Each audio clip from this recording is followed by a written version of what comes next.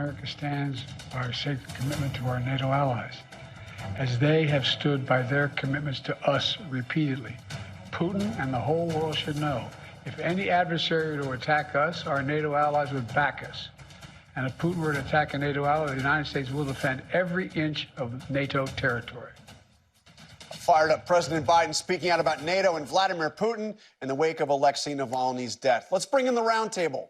Former DNC chair Donna Brazile, National Review editor Ramesh Ponnuru, ABC News senior White House correspondent Selena Wang, and Politico senior columnist Jonathan Martin. So, Don, I got to ask you about that. Was a fired up Joe Biden pushing back not just against Trump on NATO, but also the Republicans in the House for going on vacation before dealing with Ukraine. And you know, he repeated that again yesterday, saying, come back from vacation. After all, we have two government shutdowns looming on March 1st and I think March 8th. And the president is right to call Republicans back to work and say, let's finish the job. Actually, it was interesting, Selena, Zelensky in Munich said dictators don't go on vacation. He's pretty attuned to this debate as well. Yeah, I mean, even Zelensky is taking a swipe here at Congress. And the most fired up we heard Biden was saying, this is outrageous. How can you go on recess? But look, the reality is Congress is going in circles. We know that, according to sources, Biden, he has denied requests to meet with Johnson. He's saying we've already negotiated this, approved what's been in the Senate. If any of this plus Navalny makes a difference and pulling out of Avdiivka from Ukraine, if that makes a difference is unclear. Meanwhile, J. Mart, the former president of the United States, current Republican frontrunner, is hawking golden tennis shoes. Our great hustler-in-chief, in the spirit of Buffalo Bill, and P.T. Barnum is now running for president while simultaneously selling golden shoes and potentially looking for more cash to pay off civil trials that he's now on the hook for. Look, this is who Trump is. The American people know this is who he is. They don't seem bothered by it. At least half the country doesn't. So it shouldn't be a surprise. But you couldn't script somebody who is less interested, apparently, in trying to lock up the Republican primary. I mean, he's giving Nikki Haley fodder day in, day out. His comments, his actions, his lack of commentary, not saying anything about Navalny. The leader of one of our two parties in the most important country in the world doesn't say a word about the murder of a dissident in Russia is extraordinary. And guess what, John? The Republican voters respond with a collective yawn. Ramesh, is that going to change at all? I mean, are we locked in?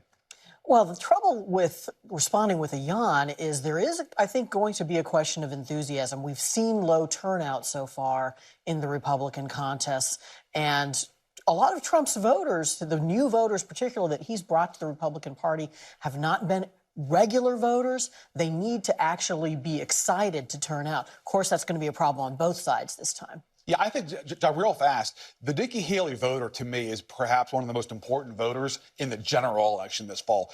Whether it's 35 or 38% she gets in South Carolina next Saturday, how many of those voters nationwide, center-right, the kind of Bush Republican, where do they go? Do they grudgingly come back to Trump because they're good party people? Or do they sit it out? Or do they vote for Biden grudgingly once again, like many of them did in 2020?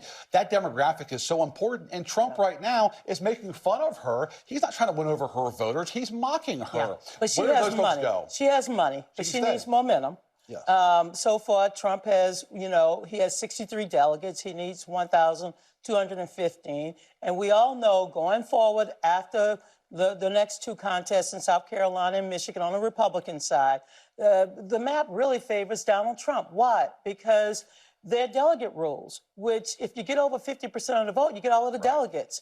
And in certain states afterwards, if you get 50% in a congressional district, again, the rules favor Donald Trump. She may have money, but without a message and momentum. But in the meantime, actually, the Biden camp is not there. They don't have any issues with Haley trading attacks on Trump. A lot of the arguments she makes is actually a very distilled version of the arguments they've been making against Trump. She sounds a lot like Biden on some of this stuff. It's kind of helping them, yeah. But look, she refused to answer my question about whether or not she would still support Trump if he's the nominee.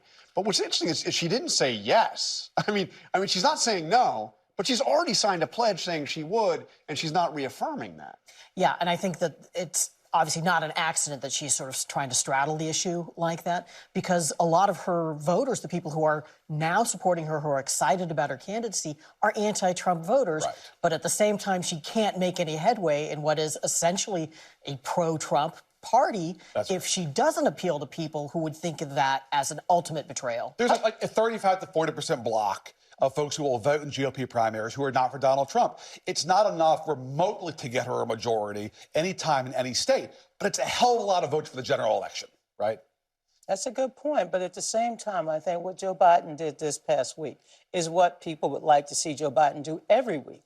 I mean, I love the interview with Charlamagne Tha God because he talked about the couch. Joe Biden is a traditional sofa. Right. I mean, Donald Trump is a sectional with all kind of divisions. So I think he needs to go out there and continue to hammer home on the message of what he has accomplished, but more importantly, what he hopes to do in the future. But Charlamagne's really worried that Trump can win this thing. Well, we need Charlamagne and many others like him who are influencers who can just go out there and tell the American people what's at stake. Because he said his audience is America. But he was candid about Biden not being able to make the case himself, which what a lot of Democrats say privately is he's got to have basically a bullpen by committee out there making this case for him every day, every week. You know, he's not gone to the border yet still, Donna. Biden hasn't, which is remarkable given the salience of the issue.